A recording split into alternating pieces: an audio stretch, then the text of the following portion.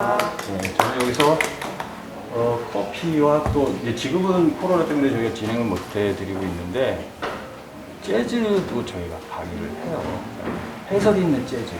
그래서 재즈를 직접 연주를 하거나 그러지는 않고 밑에 1층에 혹시 보셨나요? 1층.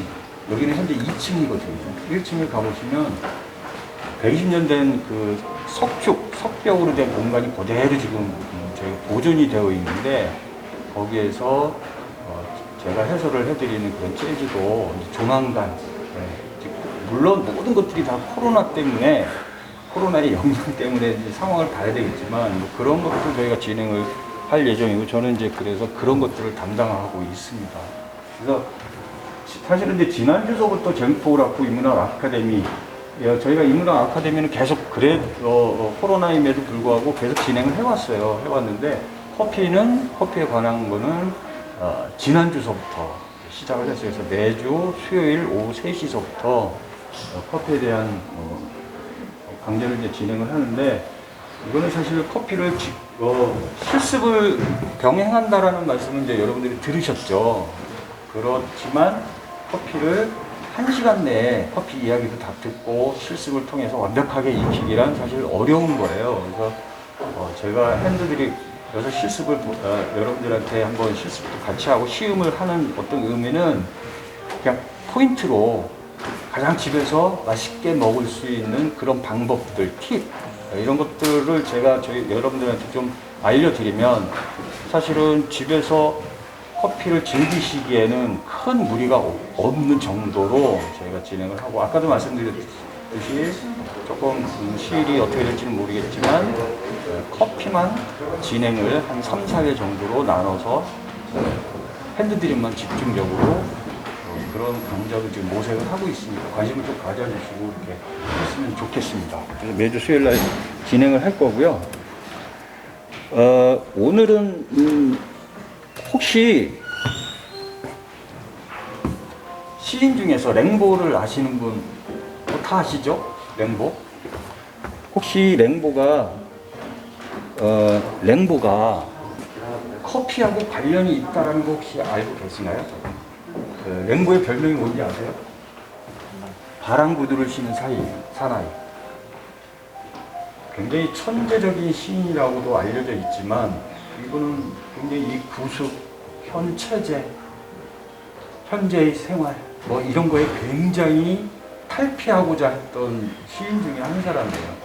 그래서 본인 별명이 바람구두를 신은 사나이라고 할 정도로 굉장히 방랑자적인 그리고 굉장히 이분은 물론 시에 관한 어떤 그런 일화도 굉장히 중요한 사람이지만 또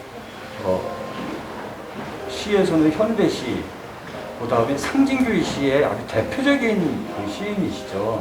그럼에도 불구하고 시에 관한 일화도 물론 이분한테는 굉장히 중요성이 있지만 시 이외의 일화들로서 많이 언급이 되시는 그런 분이세요. 그래서 평생 뭐 딱 한 군데 이렇게 정주하지 못하고 머물러 있지 않고 여러 군데를 돌아다니면서 이렇게 삶을 살았던 분이신데 사실 랭보라는 그 이름에 비해서는 이분이 시를 썼던 기간은 딱 5년. 딱 5년 동안 정도만 시를 썼고 20세에 그냥 절필을 했어요. 난 시를 안 쓴다. 시를 안 쓰면 이 시인은 무엇을 할까요? 일단은 뭔가 직업이 있어야 되겠죠? 그래서 18세에 그 시를 이분이 굉장히 유명함에도 불구하고 18살 됐을 때 이제 이 지옥에서 보낸 한철 가장 유명한 시이죠. 이거를 쓰시고 나서 20세에 그냥 절필을 하셨어요. 그런 다음에 어떤 문제가 이제 생기는 거죠, 이분이. 그래서 아까 제가 이제 서두에 말씀드렸듯이 랭보는 시인에서 커피업자로 변신을 해요. 이게 어떻게 됐냐면 지도를 보시면 에티오피아가 있고 예멘이라는 나라가 있죠. 시인으로서 절필을 하고 모든 것을 다 버리고 떠난 이 랭보는 예멘으로 갑니다. 예멘이라는 나라 사우디 아라비아 지금 뭐 문제가 되고 있는 이 홍해 쪽으로 지금 문제가 되고 있는 그 근처죠. 예멘으로 건너가서 예멘에 있는 커피 회사에 취직을 해요. 일종의 커피 수입 회사에 취직을 해요. 근데 왜 하필이면 예멘일까요? 커피와 예멘이라는 나라는 굉장한 관련이 있습니다. 여러분들이 커피 그러면 모카라는 말 들어보셨죠? 모카. 모카라는 말이 어디서 비롯됐냐면 예멘이라는 나라 아덴만이라고 써져 있는 그 근처에 바다에 항구 이름이 바로 모카예요. 네. 그래서 그 모카항에서 커피, 이 아프리카에서 나온 커피보다 예멘이라는 나라에서 어느 정도 이렇게 경작이 됐던 이런 커피들이 바로 그 예멘 바다 아덴만이라고 표시되어 있는 그 바다에 있는 항구, 모카 항구에서 커피가 수출이 됐어요. 그래서 모카 그러면 커피의 대명사가 된 거죠. 그래서 일단은 시인에서 절필을 선언한 랭보는 좀 당황을 하다가 예멘으로 갑니다. 예멘으로 가서 커피 회사에 취직을 해요. 그런 다음에 어떤 소식을 들어요. 어떤 소식이냐면 에티오피아 하면은 여러분들이 커피의 원산지라고 알고 계시죠? 에티오피아의 커피 산지가 있는데 그 산지 이름이 바로 하라르라는 산지예요. 들어보셨죠? 커피의 하라라고 발음을 하기도 하고 하라르라고 발음을 하기도 해요. 그래서 바로 저 표시가 되는 그 중앙부에 있는 하라 이쪽 지역에 회사 파견을 요청을 해요. 근데 사실 이 당시에 하라라는 지방에는 굉장히 위험했던 지역이에요. 이슬람 지역이기도 하고 그 비이슬람 사람들이 오는 걸 굉장히 거부했던 그런 위험한 지역임에도 불구하고 랭보는 자기를 그쪽으로 보내달라고 애원을 합니다. 그래서 결국은 하라로 가요. 그래서 하라에서 커피 업자로 변신을 해요. 그래서 커피를 밀수도 하기도 하고 밀수출을 하기도 하고 회사에 소속에 있었으니까 뭐 정식으로 수출도 했겠죠. 이런 과정을 계속 겪으면서 커피 업자로 변신을 합니다. 자, 지도를 보시면은요, 하라 있죠. 그리고 여러분들이 그 이디오피아 커피 중에서 가장 많이 드시는 커피가 뭔지 말씀을 해주실 수 있나요? 예가체프겠죠? 예가체프 보이시죠? 그 다음 예가체프 위에 시다모라는 커피 혹시 들어보셨나요? 시다모도 예가체프하고 굉장히 인근 지역이에요. 그래서 시다모라는 커피와 예가체프라는 커피가 아주 비슷한 성질을 가지고 있는데 시다모라는 커피는 사실은 예가체프라는 커피보다는 약간 우리나라에서는 인기가 좀 떨어지는 커피예요. 그럼에도 불구하고 시다모라는 커피는 굉장히 저 개인적으로 굉장히 좋아하는 커피거든요. 예가체프가 굉장히 화려한 어떤 막 꽃향기가 막 풀풀 풍기는 그런 플로럴한 그런 맛이라면 시다모는 그거보다는 약간 고즈넉한 분위기를 주는 그런 커피이기도 합니다. 개인적으로 시다모를 굉장히 좋아하는 커피인데 그리고 또 하라가 있죠. 랭보는 바로 저 커피 산지 중에서 하나인 하라르 지방에서 커피 업자로 변신을 해요. 그리고 저기 보시면 이쪽에 보시면 레켄피라고 돼 있죠. 뭐 이런 커피도 요즘 굉장히 우리나라에 많이 들어와요. 그다음 리모 막 이런 커피들이 현재 한국에도 많이 들어오는 걸로 제가 알고 있거든요. 근데 예전에는 뭐 에티오피아 그러면 예가체프 뭐 이 정도로만 생각을 했는데 요즘은 뭐 굉장히 다양하게 들어오고 시다모라는 커피는 여러분들이 많이 뭐 이렇게 싱글 오리진으로 많이 안 드셔보셨어도 가끔 가다가 이 에스프레소 커피집에 가서 커피를 에스프레소 아메리카노 주문하고 이 커피가 어떤 커피냐고 물어봤을 때 뭐 이디오피아 커피와 뭐 브라질 커피 이렇게 블렌딩을 했습니다라고 얘기를 가끔 가다 들으시죠? 그때 시다모를 좀 많이 섞는 예전에 과거에는 굉장히 많이 저도 예전에 에스프레소 원두를 블렌딩을 해서 제가 에스프레소 메뉴를 이렇게 만들 때 제가 블렌딩을 할 때 시다모를 개인적으로 좀 굉장히 많이 사용을 했던 그런 기억도 있습니다. 어쨌든 에티오피아의 커피 3대 산지인 하라 지역에서 커피 업자로 변신한 랭보는 꽤 영업을 잘 했어요. 잘 했음에도 불구하고 커피라는 거는요, 이 가격이 등락이 있습니다. 농산물이기 때문에. 그러니까 전 세계 커피 산지에서 커피가 굉장히 많이 이렇게 생산이 되면 가격은 어떻게 될까요? 좀 떨어지겠죠? 그 다음에 또 뭐 수급에 어떤 문제가 있을 때는 또 가격이 올라갈 수도 있고 이런 유동성이 굉장히 많은 게 바로 이제 석유, 커피 막 이런 물품을 키는데 에티오피아에서 커피의 그 어떤 영업 수완을 잘 발휘했던 랭보도 그런 위험에 이제 빠지게 된 거죠. 그래서 커피를 영업을 잘 하다가 도저히 안 돼서 영업이 잘 안 돼서 다른 업종으로 변신을 하는데 그 업종이 놀랍게도 무기상으로 또 변신을 해요. 그래서 무기를 밀수출을 하고 이 아프리카 이 에티오피아 이 지역에서 뭐 부족 간의 싸움을 한다거나 그 당시에도 내전도 있었을 거고 그래서 그분들한테 무기를 공급을 하고 뭐 이런 일들을 굉장히 많이 해요. 그러니까 랭보라는 시인은 시로서도 굉장히 여러분들이 이제 많이 알고 있지만 사실은 이런 이야기들도 굉장히 많고 제가 오늘 언급을 안 했습니다만 20세 이전에 이분이 사랑에 빠지죠. 그 사랑에 빠지는 게 바로 이제 동성애였고 그래서 굉장히 유명한 사건이 일어나요. 그 동성애 그 연인이 총을 쏴서 이 랭보는 손에 맞고 한 발은 빗나갔고 그 총이 나중에 경매가 나와서 몇 년 전에 그 경매로 나와서 굉장히 비싼 가격에 팔렸다. 뭐 이런 이야기들. 이런 이야기들이 사실 랭보를 둘러싼 여러 가지 일화 중에서 그런 일화들이 오히려 더 많이 부각이 되는 그런 시인이기도 합니다. 그래서 커피 산지에서 커피 업자로 변신을 했고 또 무기상으로 또 생활을 영위했던 그 에티오피아의 그 랭보는 거기서 견딜 수가 없었죠. 그래서 거기를 벗어나고자 굉장히 애를 썼어요. 그럼에도 불구하고 랭보가 성인이 돼서 가장 오래 머물렀던 지역이 바로 에티오피아하고 예멘이에요. 근데 거기서 상처가 납니다. 발에 종기가 나요. 그래서 그 종기를 뭐 도저히 그쪽에서는 이제 치료가 안 되니까 다시 파리로 와요. 종기 치료 때문에 파리로 와서 종기가 좀 악화가 되고 좀 힘들어지는 그런 생활 가운데서도 이 랭보는 다시 에티오피아로 가고 싶어 해요. 그러니까 랭보가 굉장히 방랑자적인 어떤 기질을 가지고 있고 뭐 그런 것도 영향이 있겠죠. 그래서 이 죽기 직전까지도 에티오피아에 가는 배편을 좀 알아봐 달라. 이럴 정도로 에티오피아를 그리워했으나 결국엔 그런 상처, 뭐 그 다음에 뭐 여러 가지 문제가 있었겠죠. 이 사람이 뭐 아주 정상적인 그런 생활을 했던 분이 아니기 때문에 여러 가지 질병 뭐 이런 것 때문에 뭐 비교적 약혼의 나이죠. 36살에 이제 숨지죠.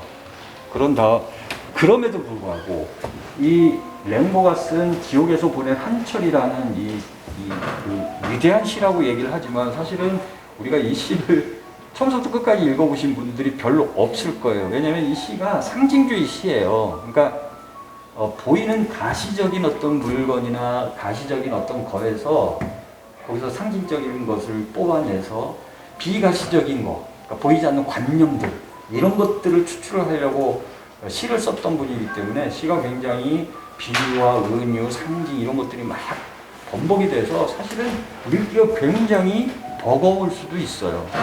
그리고 과거에는 이 시가 이 랭보의 시들이 다 일본의 어떤 시를 중역을 해서 들어와가지고 읽기가 굉장히 버거웠던 시대가 있었어요. 근데 이제 이게 민음사에서 책 선전은 아닙니다만 민음사에서 여러분들이 많이 알고 계시는 분일 거예요. 아마 김희연이라는 그 불문학의 뭐 정말 전설 같은 분이시죠. 그분이 다시 번역을 하셨고 얼마 전에 몇 년 전에 돌아가신 황현선 선생님께서 그걸 또 민음사에서 나온 책의 해제를 또 쓰셨어요. 그래서 굉장히 회자가 됐던 또 그런 몇 년 전에 그런 일들이 있었습니다. 민음사의 시집이 나왔어요. 그래서 그걸 한번 보시면 되는데 계속 보시면 여기에 이런 시 중에서 저는 요 부분, 요게 한 세 번째 시에 나올 거예요. 아마 요 부분을 이렇게 읽어보시면 과연 이게 어떤 거를 은유를 하고 어떤 거를 비유를 하느냐. 저는 이게 커피 같아요. 네. 여러분 커피는 커피를 마셨을 때 늘 즐거울 때 마시는 건 아니시죠? 힘들 때도 마시죠. 네. 커피는 그런 걸 다 중화시키는 어떤 그런 역할을 하는 게 바로 커피일 것 같기도 하고 여기 보시면 굉장히 나는 지독한 한 모금에 독을 꿀꺽 삼켰다. 이게 과연 커피를 아주 주제로 하는 그런 상징은 아닐지라도 저는 저 같은 커피를 하는 사람으로서는 이런 것들이 굉장히 가슴에 와닿는 그런 경험을 하기도 합니다. 그래서 오늘 제가 이거를 이제 짧게 말씀을 드렸는데 랭보가 그 위대한 랭보, 젊었을 때 한번 랭보나 보를레르 뭐 이런 시를 한 번쯤은 이렇게 뭐 연애 편지에 여러분들은 잘 모르시겠지만 저기 연세가 있으신 분들이나 저 정도의 나이 되는 사람들이 랭보나 보를레르 시를 연애 편지에 잠깐 언급을 한다거나 막 그런 어떤 시대가 있었는데 나이가 이제 슬슬 이렇게 부각이 되죠. 어쨌든 랭보가 그럼에도 불구하고 랭보가 커피업자였다. 또 무기상이었다. 이런 일화가 있었다라는 걸 여러분들이 재미난 스토리일 수도 있고 그래서 말씀을 드리고요. 그래서 오늘은 제가 아까도 이제 말씀을 드렸듯이 그 커피를 한번 정도 내려보고 시음을 하고 이런 시간을 제가 갖는다고 말씀을 드렸는데 랭보 얘기는 여기서 마치는 걸로 하고 시가 굉장히 어렵다고 하더라도 랭보의 시는 지옥에서 보낸 한철 정도는 한번 얇은 책이니까 한번 보시고 이런 기회에 또 커피와 랭보가 어떤 연관이 있는지 한 번쯤은 여러분들이 생각을 할 수가 있으니까 가시는 길에 뭐 책 한 권 이렇게 사셔서 같이 읽어보셔도 괜찮을 것 같습니다. 자, 그래서 이제 드디어 이제 여러분들이 더 기다렸을 거예요. 랭보보다는 커피를 어떻게 내리면 핸드드립. 여기서는 머신이나 이런 걸 다루지 않고 손으로 내리는 핸드드립을 어떻게 하면 맛있게 내릴 수 있는지 제가 아주 몇 가지 포인트만 알려드릴 거예요. 그리고 한 번씩 실습을 할 겁니다. 또 제가 시연을 한번 해드리고요. 그러시면 여러분들이 커피 생활을 할 때 뭐 크게 이 정도로 내리시면 크게 문제가 없는 정도, 이 정도는 제가 오늘 한번 같이 이제 경험을 한번 해보실 건데요. 핸드드립이 어떤 건지를 일단 알아야 되는데 커피를 내리는 방식은요 여러 가지 방식이 있어요. 보시면 뭐 침지식, 가압식, 여과식 이런 식으로 써져 있지만 사실은 저런 용어를 여러분들한테 알아두시거나 외우거나 익히라는 그런 뜻으로 말씀드리는 건 아니고 그냥 간단한 용어를 한번 제가 설명을 드리면 침지식은요 커피를 우리는 거예요. 어떤 뜨거운 물, 이런 데 커피를 집어넣고 시간을 두고 우리는 방식. 대표적인 게 터키식 커피. 이거는 뭐냐면, 혹시 이슬람 지역, 터키나 이런 데 여행을 해보신 분 계시나요? 거기 가면 터키식 커피라고 이렇게 펴요. 뭐냐면, 이 국자 같은데, 냄비 같은데 커피를 가루를 넣고, 물을 넣고 그냥 펄펄 끓여요. 그게 바로 우리는 거죠. 그래서 그걸 침지식이라고 얘기해요. 그 다음에 프렌치 프레스. 저쪽에 보시면 왼쪽에 원형으로 되어 있는 거 있죠? 저게 프렌치 프레스거든요. 저기에다 커피를 갈아놓고 뜨거운 물로 붓고 한 몇 분 정도 기다렸다가 우려 먹는 거. 이런 것들을 우리가 침지식이라고 얘기를 해요. 그 다음에 어떤 거가 있냐면 가압식. 강제로 압력을 가해서 강제로 커피를 뽑아내는 거예요. 가장 대표적인 게 에스프레소 이 기계, 여러분들이 마시는 에스프레소, 카페 라떼를 만들 때, 아메리카노 만들 때 베이스가 되는 에스프레소를 뽑을 때 그 커피의 방식, 그거를 우리가 가압식, 강력하게 압력을 넣죠. 그 다음에 저기 보시면, 오른쪽에 보시면 모카포트라는 거, 카페 같은 데 가보시면 많이 보셨을 거예요. 저런 것들은 모카포트, 이탈리아에서 이제 이렇게 개발한 물건이지만 저것도 모카포트를 에스프레소를 만드는 가정용 도구라고 이렇게 보시면 되죠. 저런 것들은 커피가 있어요. 원리가 그렇습니다. 커피가 있어요. 여기에다가 강한 압력의 물을 쏘는 거예요. 그러면서 물의 압력으로 해서 커피가 강하게 추출이 되는 거죠. 그걸 우리가 가압식이라고 얘기를 하고, 그 다음에 여과식이 이제 여러분들이 잘 알고 계시는 오늘 한번 실습을 하실 이 핸드드립이 가장 대표적인 거예요. 여과식이라는 거는 물론 이 용어가 반드시 얘는 여과식, 얘는 가압식 이렇게 설명드리기는 조금 애매해요. 왜냐하면 프렌치 프레스 같은 경우에도 저기 필터가 있으니까 침지식이기도 하지만 여과식일 수도 있거든요. 그런 정도로 이해를 하시면 좋을 것 같고, 이 핸드드립은 압력이나 어떤 다른 인위적인 힘을 가하지 않고 오로지 중력을 를 이용해서 커피가 있어요. 여기다 물을 부어요. 그러면 물이 커피에 스며들어서 자연적으로 커피의 추출물이 나오겠죠. 그것이 필터에 걸쳐서 여과에 걸쳐서 커피가 나오는 방법. 가장 대표적인 게 이제 이 핸드드립이라고 보시면 되는데, 핸드드립이라는 용어는 사실은 국제적으로 여기 통용되는 용어는 아니에요. 핸드드립이라는 용어는 거의 이제 우리나라 정부에서만 사용하는 용어고, 보통 일반적으로 우리가 뭐 이렇게 쓰는 용어, 이 손으로 내려먹는, 여러분들이 알고 계시는 이 핸드드립이라는 용어 자체는 푸어오버라고 하는 용어를 더 많이 쓰기도 합니다. 그냥 위에서 물을 부어서 그냥 천천히 내려서 먹는 그런 방식. 그래서 이 핸드드립 하면 여러분들이 고정관념이 뭐냐면 굉장히 어렵다, 뭔가 무슨 과정이 굉장히 복잡한 과정이 필요하다, 예민하다 이렇게 생각을 하는데, 사실은 푸어오버 방식이라는 거는 그냥 위에서 물을 붓는 방식이에요. 이것이 그렇게 복잡할 이유가 사실은 없어요. 제가 이제 이따가 레시피라는 걸 알려드릴 거예요. 어떻게 알려드리냐면 커피의 그람수라든지 몇 미리를 내린다든지 이런 것들이 사실 머릿속에 굉장히 궁금하죠 지금.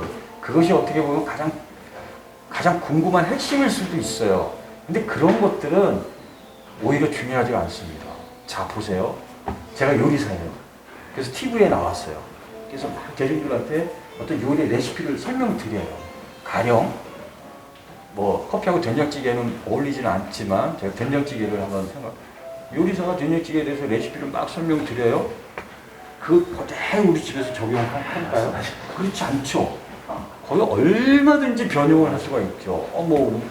우리 집에서는 두부를 좋아하는데 이 요리사는 두부를 몇 cm 간격으로 어느 정도 넣어라. 마늘은 몇 g을 넣어라. 된장은 몇 스푼을 넣어라. 반드시 그렇지는 않거든요. 그래서 커피가 바로 대표적인 거예요, 사실은. 제가 여기서 몇 g이다, 몇 밀리다 이렇게 내리라고 요구를 하겠지만 여러분들은 그거에 상관없이 가장 내 입맛에 맞게 커피를 내리면 되는 거죠. 이해하셨죠? 혹시 여기서 댁에서 커피를 내리시는 분이 계시나요? 어느 정도 내려드리시나요? 가족이신가요? 네. 네. 그러면 두 분의 관계가? 부부. 그럼 누가 내리시나요? 신랑이, 남자가 내려야 됩니다. 네. 그 어떻게, 굉장히 오래 내리셨어요? 어떠셨어요? 특별한 지식 없이 그냥 말씀하신 대로 풀어보시고. 좋죠. 근데 이제 이렇게 커피를 내리시는 분들이 이제 그 토로하시는 문제 중에 뭐가 가장 좋아하냐면 내릴 때마다 맛이 다르죠. 자, 그런데 이걸 관점을 달리 해보세요. 내릴 때마다 커피 맛이 다른 게 얼마나 좋은 건지요. 이게 내릴 때마다 똑같은 커피다. 우리가 기대할 수가 없죠. 다른 맛을 기대할 수가 없죠, 사실은. 그거보다는 사실은 내릴 때마다 맛의 변화가 있는 게 관점을 달리하면 굉장히 좋은 현상일 수도 있어요. 그래서 우리가 이 에스프레소 머신을 운영하는 바리스타의 덕목은 항상 같은 맛이 나오는 걸로 굉장히 끊임없이 훈련을 통해서 바리스타가 탄생을 하는 거예요.